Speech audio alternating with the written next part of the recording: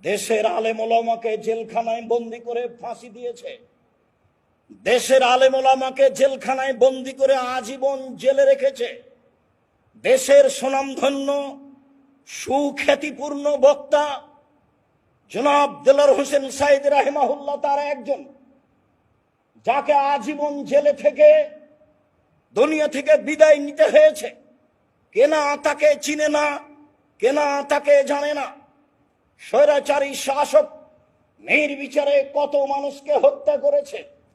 এই দেশের নিরীহ নিরপরাধ ভবিষ্যতে জাতির জাতীয় সম্পদ শত শত শিক্ষিত ছেলেকে হত্যা করেছে।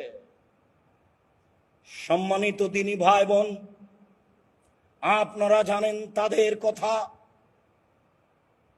এই দেশের উন্নয়নের নামে শত লাখ কোটি টাকা বেহিসাব টাকা লুটপাট করেছে।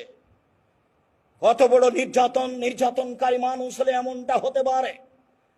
দেশের লাখ কোটি টাকা খরচ করে এই দেশে স্বাধীনতার নাম দিয়ে শত হাজারো মূর্তি ভাস্কর্য তৈরি করেছে।